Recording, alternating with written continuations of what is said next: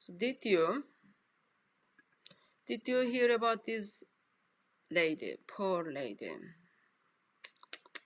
Very, very sad. So Shamima Begum,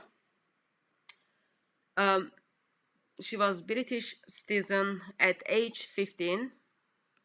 She went to become a jihadi bride for ISIS, Islamic State.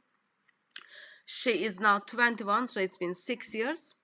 She's 21 now, and today it was hearing from the High Court regarding her, because she went there to live under the Islamic State, under the Islamic law, and after that, once like Islamic State couldn't stay longer, and once she noticed there were corruption, all those things, she wanted to come back,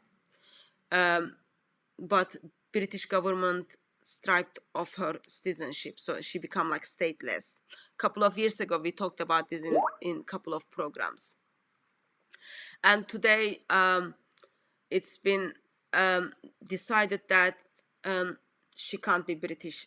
She's not British anymore, so she doesn't have a state.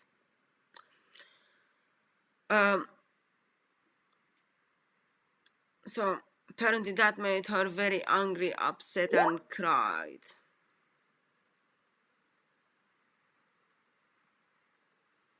Why? Because she wanted to come back. So I don't want to talk about is it how right it is to like kick out someone from being your citizen, because I think British people will talk about that stuff. Let me put the comments on. If anyone has any comment on it, I can bring that up as well. But I wanted to focus on couple of things has been said. Main focus in here was, should she stay as a British or make her like stateless, so she stays there without being citizen for any country. And as I said, she's not British citizen, so she went there at age 15. Okay, and there is newspaper called in England Guardian. Please don't buy it, it's like so bad. If you ever bought it, please go and ask your money return. It's very bad newspaper. That newspaper was saying apparently it's not her fault. She went there when she was only 15 years old. Yes, she's born British, like she's proper kind of born in Britain, studied in Britain. She's proper British lady. Her family, like, I think her family is immigrant, but like she's proper British. So Guardian newspaper, please, if you ever paid for that newspaper, nothing personal, but like ask your money return, okay? Expressed that she went to ISIS to become part of ISIS and ISIS community when she was only 15. She's been trafficked. When you are in age 15, you do lots of crazy things.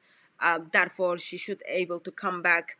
It wasn't like they were not that much focusing on how right it is, but they were focusing on she's been trafficked and groomed. I'm not sure if she can go to Canada because she doesn't have a passport. No, she apparently she didn't have the Bangladesh. Like her family is from Bangladesh, but she's like born in Britain. So, at age 15, should you be responsible for the decisions you've done, and should you be responsible for the consequences of your decision and action? So that's one of the things.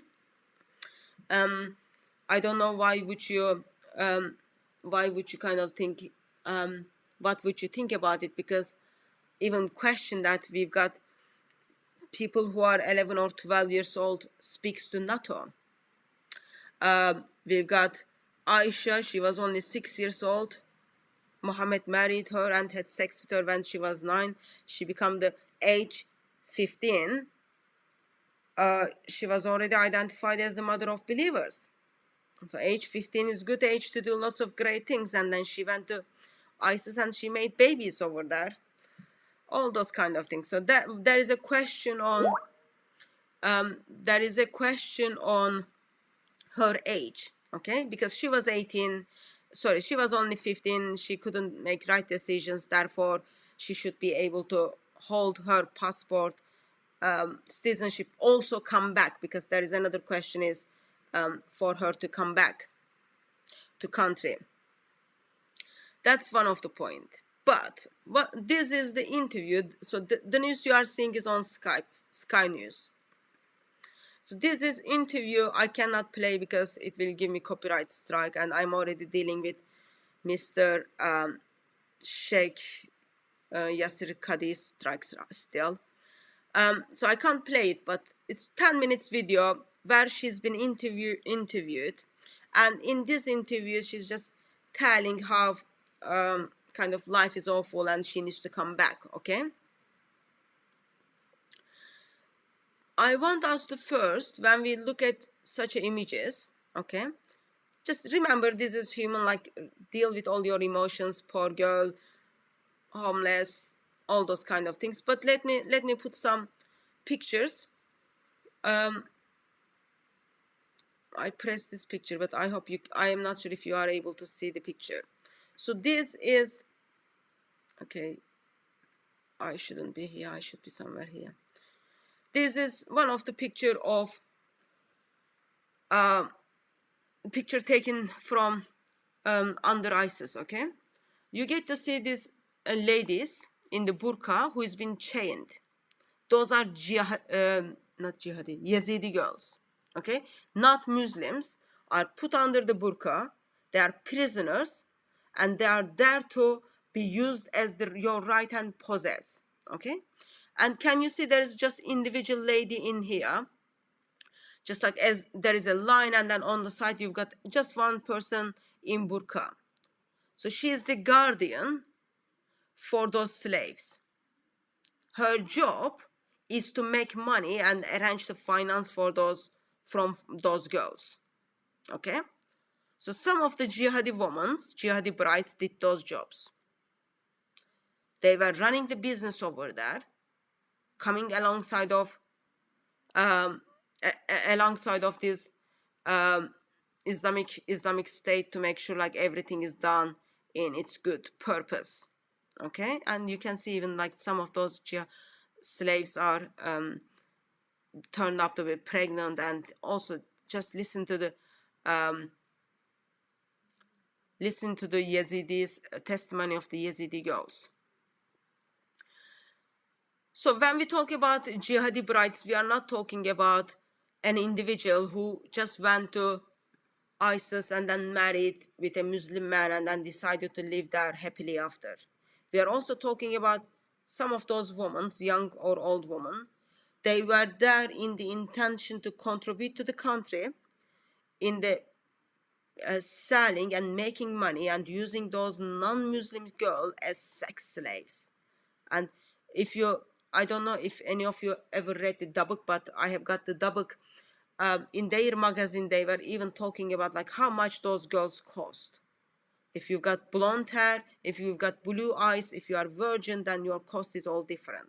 Like that's proper business, and then you need someone to check that out. So that was also job for some of the jihadi brides. I'm not saying that was the job for Shamima, because I wasn't there, I don't know what she's done. But that's also like other thing. And once other citizens of other countries went to come alongside of ISIS, they publicly burned their passport to claim that from now on they are not the citizen of kafir countries, but they are citizen of ISIS. And that's all public, like in Dabuk magazine, okay? You can read them, pictures like all very well put together. Anyway, in this interview, poor lady, it's just so heartbreaking. Like life becomes so hard for her. Okay, now she can't deal anymore. Am I sharing screen? No. Okay, so I put her in here, but also I kind of got the scripts of it's not gonna work. I've got the kind of I kind of put together what she's saying, because I can't play the video, so you will please watch the video. It's on Sky News website. So here's the couple of questions she's been interviewed. She's been asked. Okay, right now she's so upset and crying because she's not citizen of Britain anymore, which is like actually very serious. Like now, like awful. She's like British people just like getting rid of certain things. But there are a couple of things I want us to kind of think through. So she's been asked, okay. So she's got a son, okay. I think her son died now, but like her son's name was Jara, okay, which means able fighter. That's the name of her son. So the newspaper person is asking her, are you able to take care of him here? Okay, and then she says, it's going to be very difficult right now because I don't have money. When you don't have money, you can't go around for all you are doing. She lives in camp, okay? So she doesn't have money, poor girl. And also, she's been asked, okay, could you describe for us what it is look like to live under the Islamic State? She says, at first, it was nice. It was like how it should be. Like when you look at the videos, you see them and then you are all attractive. It's all nice. It was all nice. And then suddenly we start losing things. And then from that, what happened is we have to move from one place to other place. And then my child died. And then it just all become so difficult.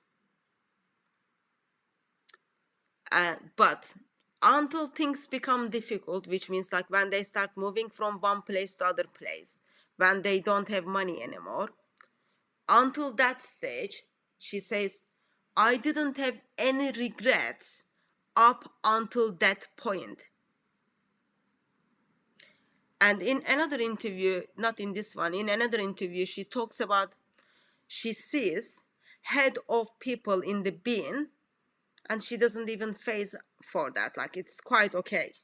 Just head of the non-Muslims anyway.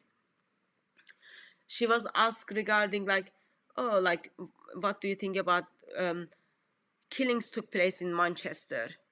And then she said, yeah, it was like they in a sense, like she verbalized it nicely, but she said like, yeah, like they are killing lots of Muslims, so it's just payback time. Anyway, she was asked,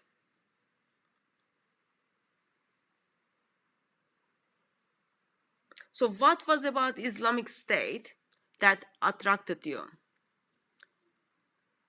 And then she talks about like, she checked all those videos and then it was all good. And then she says, they take care of you. You can have your own family there. You can do anything as you are living under the Islamic law. So in Britain, that means she's simply saying in Britain, British government doesn't take care of you. In Britain, you can't get your own family. But under the Islamic State, you can get all those things. I don't know, but like I know some of Muslim people from mosque, they live, what is the thing like when you don't work, government gives you money? What do you call that? You know, there are certain things, criteria you need to meet. Government gives you benefits.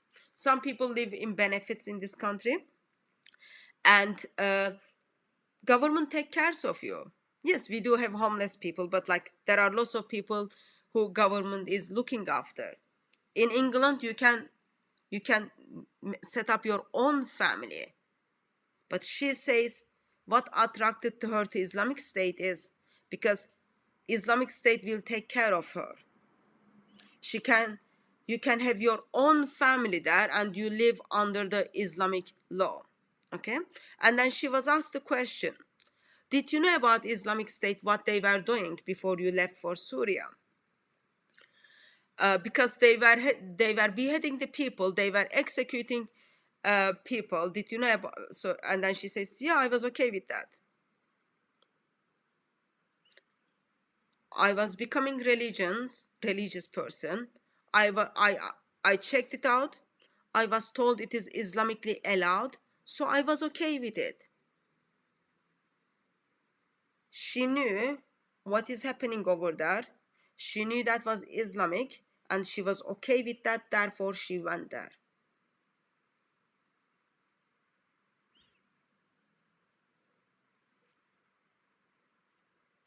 Do you have any regrets?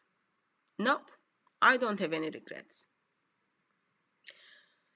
What do you want people to feel for you, like from England?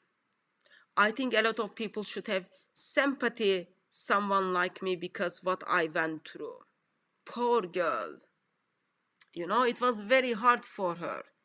Life was very hard for her while people were being killed.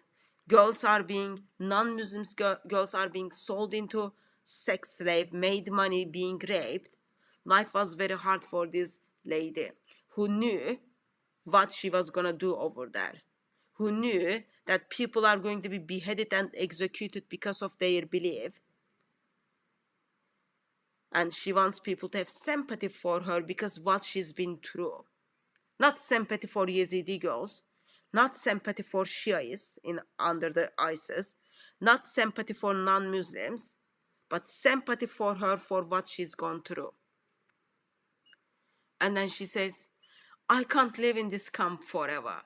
It is impossible. Life is very, very hard. She can't live there.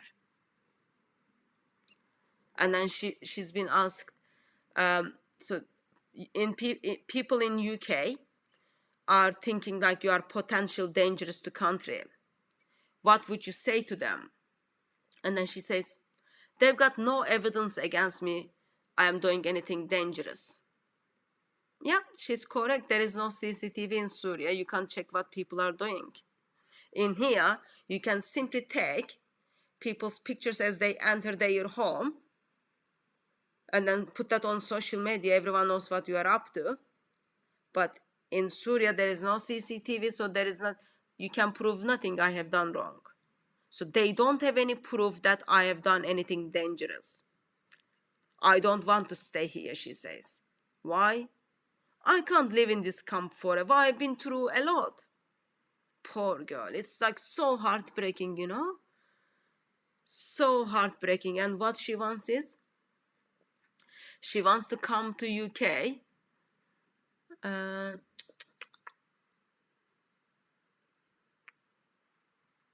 Okay. So newspaper guy is asking, one question that people are asking is whether you can be rehabilitated, rehabilitated, like if you kind of, if you will be changing, okay, like you go through certain things and then they try to change your thinking way. That's what we saw when we saw the London bridges. The guy was like from the rehabilitation and that didn't work for him anyway. So they're asking, like, if people are asking if you can kind of change the way you are thinking things, if you kind of study that, learn that, or train for that. Rehabilitation. I can't pronounce that word, but that's, anyway, that thing. If it doesn't make sense, you will figure out probably one day. She says, it will be really hard, everything. I have been through a lot, you know. I am still kind of like thinking like how I come here, how things has been hard. And then she says, it will be really big shock to go back to UK and start life again. Yes, that word. Yes, this is the word. So they are asking her if she can if she can go through this. And then she says, I don't know, I've been through a lot, life is very hard, life is very hard, but she wants to come to England.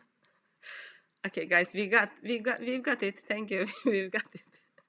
If she wants to come to, but she wants to come to England and start her life again. So she wants to come, and in England, she already said like you will live under the Islamic State. You can have your own family. You can have your own life. But now she wants to come and start her life in UK. She was asked, do you think you've made a mistake? When you look back at what you've been through over the last 4 years, now it's been 6 years now, and kind of thinking all you came here, do you think you've made a mistake? And then she says, what I've been through, like at this stage, like life has been hard, but I don't regret it, because I changed as a person. It made me strong and tougher.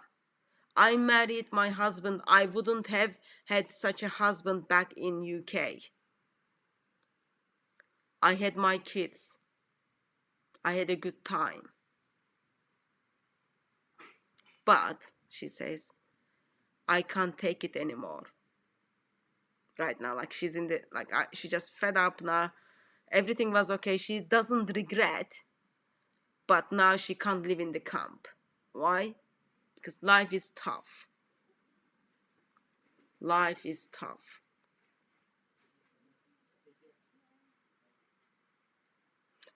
I really don't want to stay here, she says. I really don't want to stay here. I have seen like heads in the bin, which I wasn't even afraid or scared, or I didn't even say, oh, there's like dead bodies in the bin. She was quite okay, but she can't take it anymore because it is difficult to live in a camp.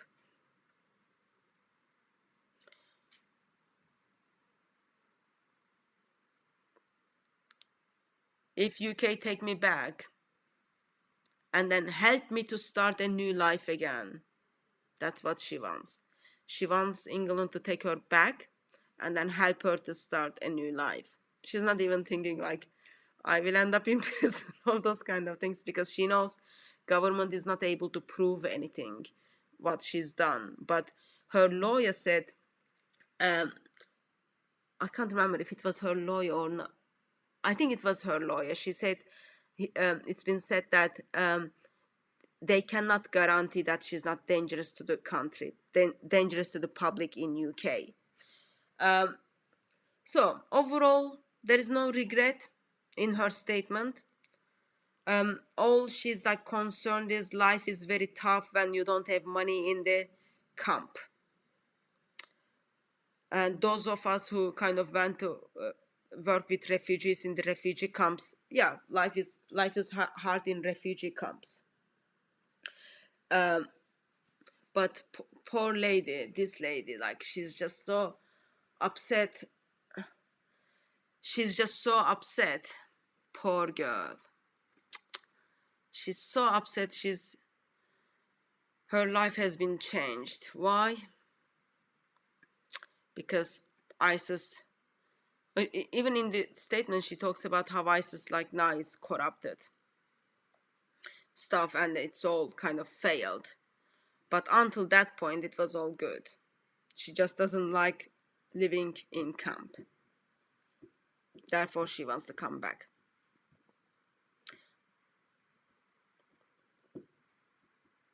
And government said no. Of course, there is a like serious question on. It's not only this lady actually. There are over 150 people who has been kicked out from the citizenship of UK. That's like, I personally believe that's wrong, because she's the problem of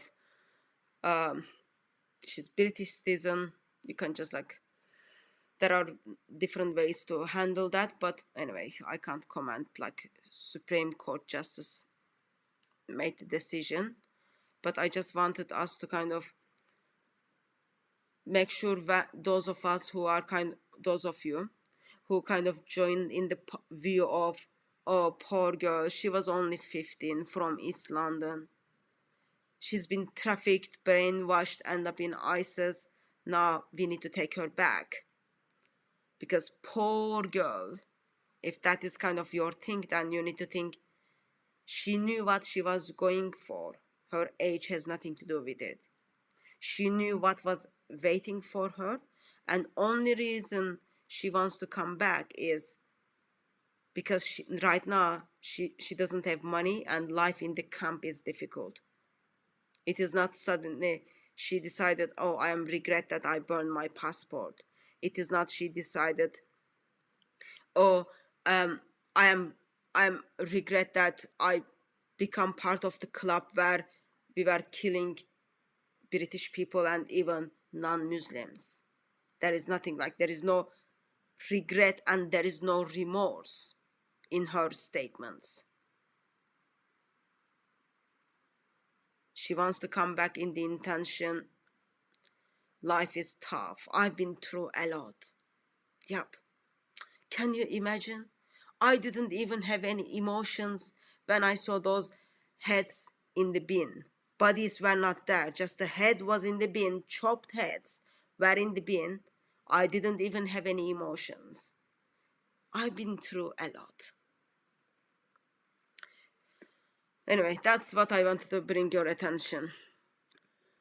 And then also, I think I will talk about that in another live stream. I want to bring our attention to the gypsy community in UK, and like lots of things happening to them, and they don't go under the protected group, so therefore no one is talking about them. But I will do just something, just focus on that in another live stream, I think. Let me just get on the comments and then see if there is anything I can take from the comments.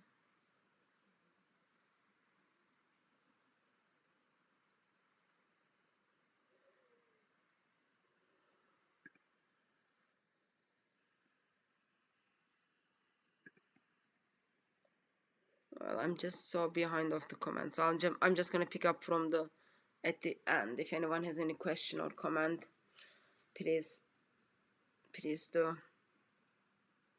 Yeah, so her problem is like she doesn't have money and life in the camp is hard. I do agree life is in the camp is very hard, very difficult, but I think there are different things needs to be concerned.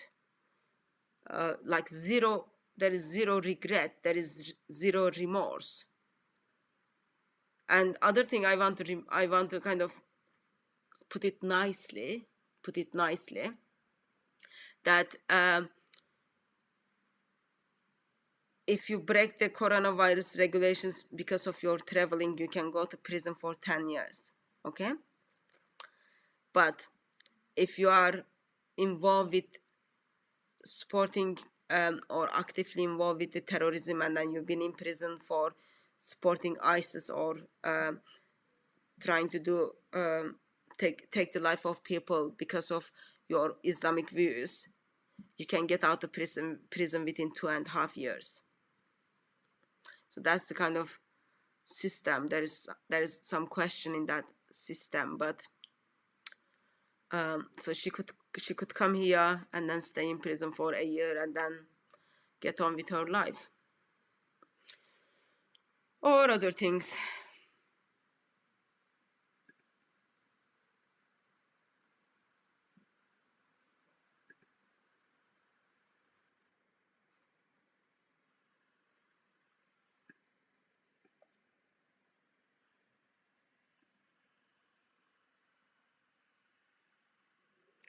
But you need to know there will be the consequences of your actions and your decisions. And if you read Sky News, you will get to see actually this lady.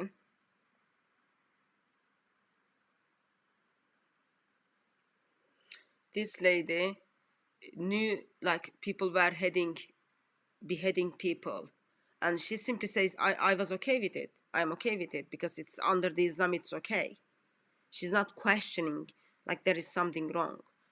At age 15 she's been married a couple of times, made a couple of babies. She's not thinking, oh, there is something wrong. But also I think in a big picture helpful for us to remember, yes, let me put those young children, for us helpful to remember, one of the reason people go and fight, not fight, like become jihadi brides is, so when man dies, when like man becomes martyr, he does intimacy for people. So I guess the intention of those lots of ladies are, yeah, like if he intercedes for me, I will get to paradise. So therefore, I think the idea is, because you are meeting with the desire of this man who is willing to die for Islam or kill in the name of Islam, kill in the name of Allah and Muhammad. Therefore, he will remember you on the day of judgment. And he will intercede for you because he can intercede for his relatives. You will be one of them. That will give you easy access to get the Islamic paradise. Therefore, it's all about, yep, let me go and be part of this club.